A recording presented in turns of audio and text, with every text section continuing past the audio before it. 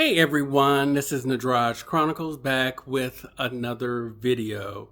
My topic today is going to be ageism as a black, gay, middle-aged man. A lot of what I'm going to talk about is in response to videos I've seen from several younger YouTubers that are young black, gay, and bisexual men, and just some of their thoughts around men that are my age, which is I'm 54, and just in response to some of to refute a lot of it, to be honest with you, because a lot of what I heard from my own experience and my social circles experience is not true. So, and I will be glancing down at my notes to keep myself on track. So I hope that is not too distracting for everyone. The first thing I want to talk about is one of the YouTubers said that men my age in the 50s and 60s, people who are older, may have come out later and not experienced the benefits that LGBTQ people have today. And I want to say, from my perspective, that is absolutely not true. I came out in the end of 1988, beginning of 89. So I was 18 going on 19. And I even recently had dinner with people that I met during that time, and we were all in our late teens, early 20s. And we met here in Atlanta at the Atlanta Gay Center, which was the LGBT community center back then. And these people I had not seen in 35 years, most of them. And but we all met during that time. So I came out at 18, going on 19. Those people came out during that age. I know other specifically black gay people who came out during that time. There are people from that time that I met who were black, one bisexual woman and another black gay man, and we all came out during that time.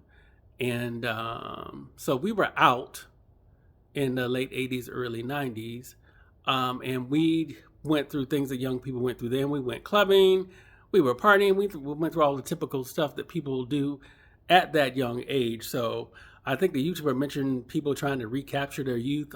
There was no need to recapture any youth for me or those people, because we did those young things when we were young. We came out and that was it, and we lived our lives.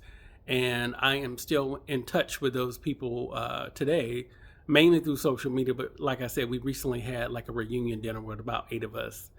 And the other thing that I want to talk about is that a lot of the YouTubers think that gay marriage just started in 2015, which is not true. What happened in 2015 is same-sex marriage became legal at the federal level across all 50 states. The first state to legalize same-sex marriages was Hawaii way back in 2004, 20 years ago. So, because I had friends who were, at that time I was in my 30s, so I had friends who flew to Hawaii on a vacation and got married in Hawaii because that was the only state they could get married. Prior to that, when I came out late 80s, early 90s, there were many LGBTQ people who had what they called a commitment ceremony, which was a spiritual marriage in an open and affirming church for LGBTQ people. And it just wasn't legal under the state or federal government. But those people went through a marriage ceremony and got married. So gay people didn't just start getting married in 2015 or experiencing that benefit, even from a legal perspective in 2015.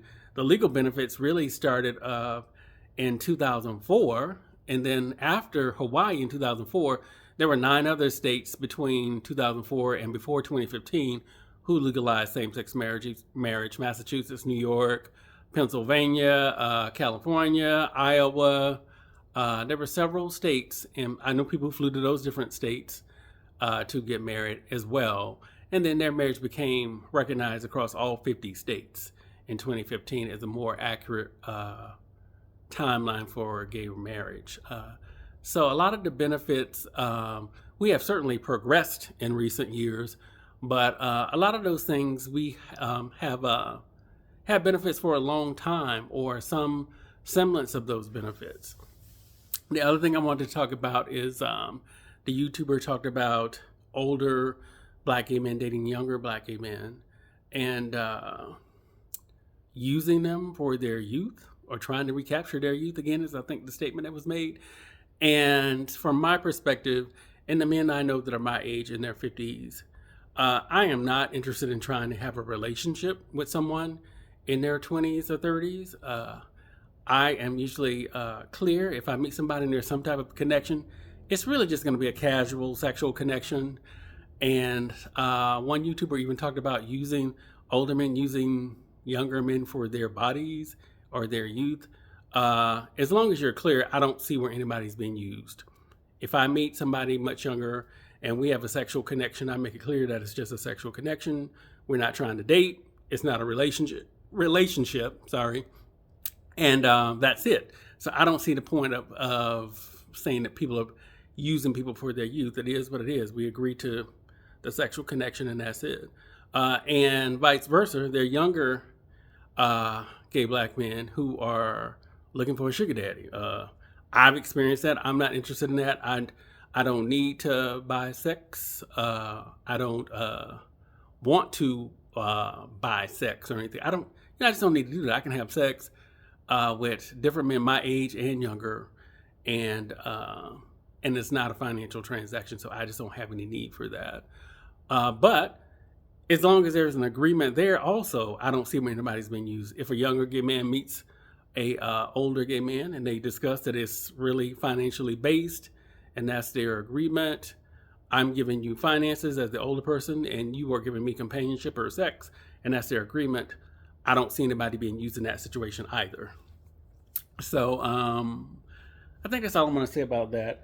The one thing I do want to say is, and it came up with my therapist, like older black gay men my age wanting to only date younger gay men, maybe in their 20s and 30s. He asked me, did I judge him? And I'm like, yes, absolutely. I'm judging you because I don't understand how someone can see value in themselves. How can I see value in myself at 54 if I'm only going to chase after much younger men?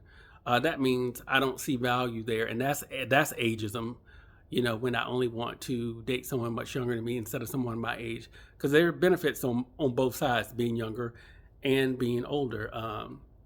Some benefits of being older is most people go through life experience and you're more resilient because you've been through a lot of crises, be it a health crisis, a family crisis, a crisis with your career, like if you get laid off or if you own a business and your business drops and you have to adjust your business.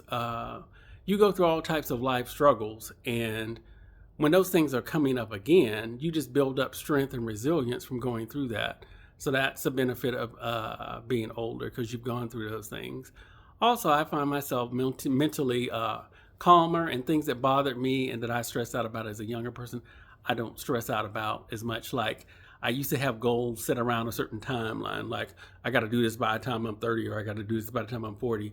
And if I didn't have it done, I felt like, I had failed in some way. I don't think that way anymore. Just from experience, everything's going to happen on its timeline. You just have to be constantly working toward a goal. And I don't pretty much use timelines strictly like that anymore. So, and also I think most people, my age, if they are going to get into a relationship, they're serious about it. They're going to be committed. And so you don't have to worry about that piece either. So if you get with the average older person, that average older black gay man, that's probably what you're going to get. And so that's a benefit on the older side. Yes, younger men are look good, have youthful beauty, but older men have older beauty, So it's just different. It's not better. So I don't really buy into that ageism. One of the mottos I have, and I share it with my therapist and everybody I know, is that I can't fight ageism and buy into it too. So I can't fight ageism, but only be chasing after much younger men or thinking that younger men are the only ones who have any benefits, when I know from life experience that's not true. Another thing that I've talked to that's come up recently is just physical stereotypes about where you physically are as an middle-aged person. My experience is, as long as you take care of yourself, pretty much have a healthy diet most of the time, exercise and work out. And also part of maintaining health is getting physical exams, going to get a checkout at the doctor, because as you age, things may be more likely to happen. So it's good to check up on where you are with your health. I've had people in my personal social groups stereotype thinking that I can't do certain things, and I pretty much at 54 feel the way I have always felt my adult life. I mean, there's some certain things like I don't work out quite as much as I did in my 30s. I would work out up to 6 days a week now.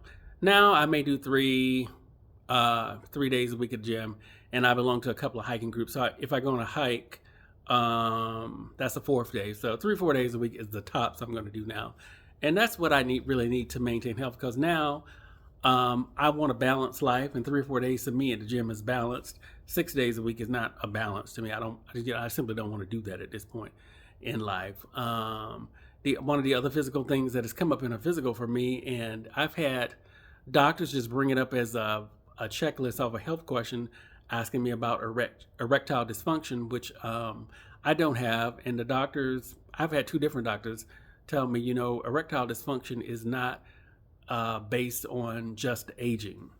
It's not inevitable that you'll have erectile dysfunction once you age.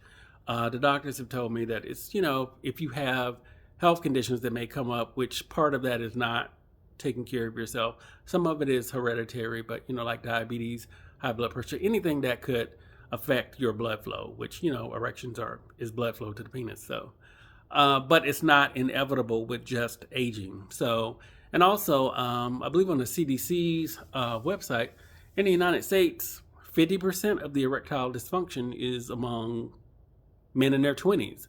So erectile dysfunction is not directly just based on aging. So just those different stereotypes that I've had to combat as a middle-aged gay person. I intend to still try to maintain health by everything I've said: diet, exercise, getting checked out at the doctor. I go for an annual physical. I go every year for a physical, and doing those things to maintain that good health. And I guess that's all I want to say about the ageism at this point. I may do a follow-up video. I may not, if I have more thoughts. But what I'd like from you in the audience is just to give me your experience and your ideas in the comments about any ageism that you have had to combat as a middle-aged Black gay man. And again, the audience that I'm targeting is, according to the National Institutes of Health, middle age is between 45 and 65 years old, or another source says 40 to 60 years old. So if you're in that age range, just what you're experiencing, in life at this point, and the ageism that you may face from the LGBTQ community at large, or specifically the Black LGBTQ, especially younger Black LGBTQ folks. And I am signing off on another video. Again, it's the Garage Chronicles, and I will see you in the next video.